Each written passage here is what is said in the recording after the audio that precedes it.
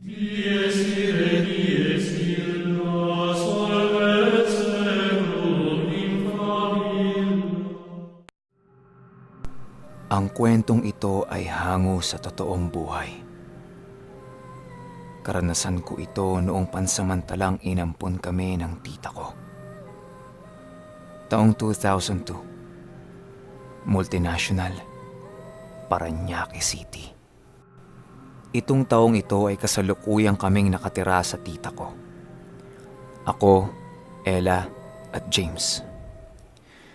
Gawa ng nasa ospital ang tatay ko at kritikal ang kanyang kalagayan noon. Kaya walang naiwan sa bahay namin para tumingin sa amin. Kailangan kasing nasa ospital ang nanay ko dahil wala namang ibang magbabantay sa tatay ko. Umuuwi lang ito kapag araw ng linggo para kumuha ng kanyang mga gamit at agad ding babalik sa ospital. Kaya wala talagang naiwan sa bahay namin para may mag-alaga sa amin.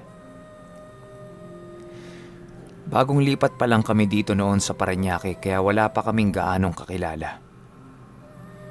Tanging ang tita Mean ko lang ang namumukod tangi naming malalapitan. Ang bahay na tinutuluyan namin ay nasa loob ng multinational.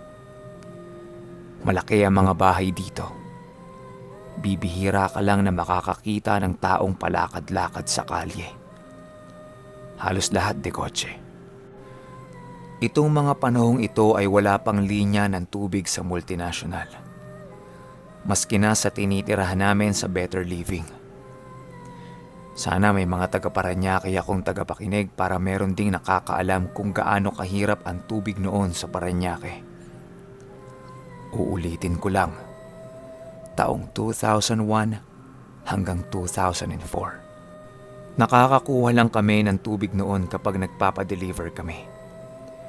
At halos lahat ng bahay noon sa Parañaque may kanya-kanyang tangke. Doon kasi namin iniipon ang binibili naming tubig. Ang style ng bahay ng tita ko noon, meron itong mini garden pagpasok nyo sa loob ng gate. Nasa bandang kaliwa naman ang parkingan ng kotse. Pagpasok nyo sa main door, sasalubong sa inyo ang napakalaking salaset. Konting lakad lang ay makikita nyo na ang hagdan papuntang second floor. Pag-akyat nyo ng second floor, sa bandang kanan ninyo, nandoon ang maliit na twist stair papuntang third floor. Sa kaliwa naman ng second floor, nandoon ang kwarto ng lolo ko, lola ko, at baby nila. Kapag diniretso mo naman, isang minibar at katabi ng minibar ang master's bedroom. Sa tapat ng master's bedroom, nandoon naman ang terrace. Pinapaliwanag ko lang sa inyo para alam nyo yung mga lugar na tinutulugan ko noon sa kanila. At sa third floor, merong 2 pinto. Isang pintuan para tambakan ng gamit at isang pintuan para sa tangke nila ng tubig. Noong mga panahong ito ay nag-aaral pa ako at si Ella. Si James naman ay tumigil sa pag-aaral dahil nagkaroon din ito ng komplikasyon sa pangangatawan niya. Kaya nagstay lang siya sa kwarto ng lolo ko. Araw-araw akong pumapasok noon para lang sa baon. Nagkakating classes ako para tumambay sa mga kaklase ko at maglaro sa computer shop. Noong mga panahong yun kasi ay uso pa ang mga larong Counter-Strike, Battle Realms, Red Alert, Starcraft, Warcraft at kung ano-ano pang laro sa PC. Medyo nagiging addict na ako maglaro noon.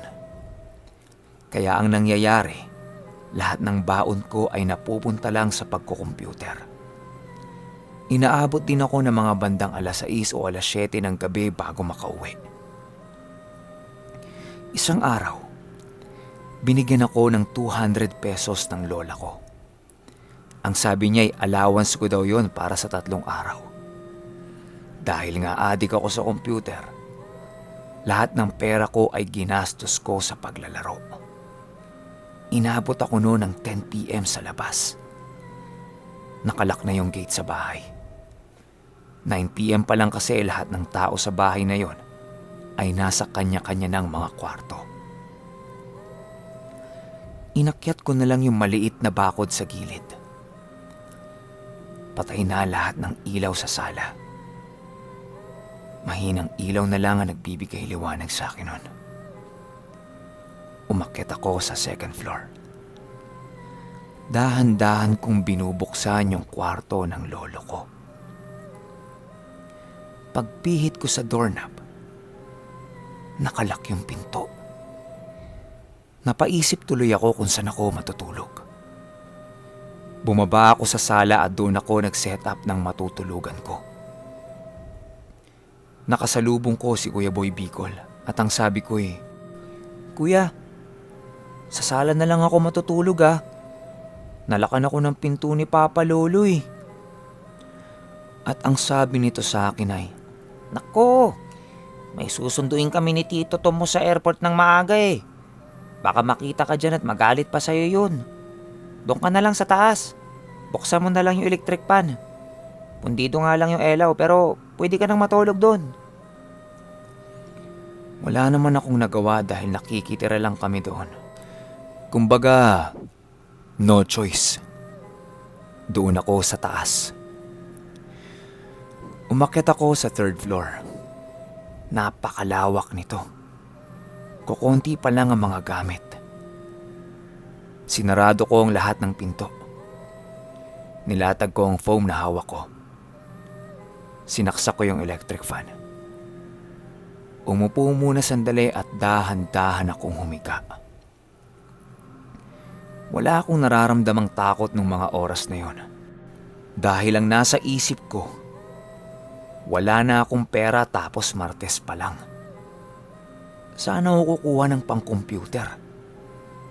Yun lang ang problema ko noong mga oras na yon. Hinayaan ko na lang at sinubukan ko na ang matulog. Nung medyo nakakatulog-tulog na ako, may pumindot sa electric fan ko. Nasa number 1 lang to, pero biglang napunta sa number 3. Hindi ko na lang pinansin dahil konting oras na lang ang itutulog ko nun. 7 a.m. kasi ang pasok ko. Pinipilit ko talagang matulog pero hindi ako tinitigilan. Pinipindot-pindot yung number 1. Papatayin. Bubuksan ulit. Paulit-ulit na ganun. Nagtalokbong na lang ako. At nasa isip ko noong mga oras na yun ay, sana umakyat si Kuya Boy Bicol. Pinatay na ng tuluyan yung electric fan. At maya-maya may narinig akong umaakyat sa twister. Dahan-dahan kong inaalis ang talokbong ko sa mga mata ko para silipin kung sino yung nasa hagdan. Nung sinilip ko yung hagdan, doon ako nakakita ng isang babaeng hindi pamilyar sa akin. Normal ang itsura nito. Pero yung kasuotan niya parang yung mga panahon pa ng Kastila. Nagtalokbong ako agad kasi hindi pamilyar sa akin yung mukha niya. Huminga ako ng malalim at pumikit ulit. Sising-sisi ako dahil nagpaabot ako ng ganung oras sa labas. Medyo naiinitan na ako. Bubuksan ko na sana yung electric fan. Nung inalis ko yung pagkatalokbong ko, narinig ko na dahang-dahang bumubukas yung pinto sa may tangke ng tubig. Ayoko na sanang lingunin, pero dahil matigas yung ulo ko, nilingon ko pa.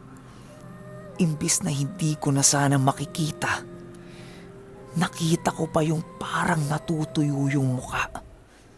Tapos malalaki yung ugat at napakahaba ng mukha nito. Nakalabas ang dila. Tapos nakatitig sa akin.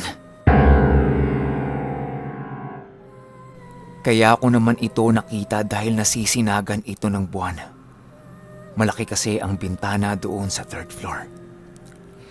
Alam ko sa sarili ko na maligno yung nakita ko. Hindi ako nagdalawang isip at agad akong tumakbo pababa. Wala na akong pakialam kahit makita pa ako ng tito ko sa sala. Dahil putya naman, sino pang may matinong utak ang mananatili dun sa itaas kung meron ka ng ganong nakita? Simula pa lang pinapatayan ka na ng electric fan. Tapos may babae pa. Tapos ganun pa. Alam ko naman sa sarili ko na hindi ako baliw. Pero yung mga nakita ko, iba eh. Ikwinento ko ito sa isa sa mga tito kong pumapasyal din sa bahay ni Tita Mean. At ang tito kong ito ay si Tito Jerry. Inilahad ko sa kanya lahat ng mga nakita kong elemento sa itaas ng bahay. At ang sabi niya sa akin, payo na rin, wag na wag daw akong tatambay o matutulog doon sa third floor. Dahil yung pwesto ng tangke ng tubig ay isang portal papunta sa iba't ibang dimensyon. Doon daw dumadaan ang mga kaluluwa, engkanto, maligno, duwende, kapre, tikbalang, at kung ano-ano pang mga nilalang na hindi natin nakikita pero nararamdaman. Yung mga nakita ko daw ay baka mga naligaw lang. Mabuti daw at bumaba ako agad. Dahil kung hindi ay hindi daw ako titigilan nun. Magmula noon ay hindi na ako natulog sa itaas. May silip nga hindi ko na ginawa. Hindi rin naman tumagal ang tita ko sa bahay na yon. Isa daw yun sa mga malas na bahay na natirahan niya. Halos milyon ang nalugi sa negosyo niya noong tumira siya doon. Kaya naman naghanap na siya ng ibang bahay na matitirahan. Marahil narinig niyo ang kababanggit ko lang na pangalang Tito Jerry. Marami sa mga kamag-anak ko ngayon ang nagre-request sa akin na simulan ko na ang kalbaryo ng istorya niya. Nakahanda ka bang sumubaybay sa mga talagang kakaiba? Weirdo? Tawid kabilang dimensyon? Espiritual? At kung ano-ano pa ang kababalaghang kwento? Kung handa ka ng sumabay, wag na wag mong kakalimutang i-click ang like, share, notification bell, at lalong-lalo na ang subscribe button.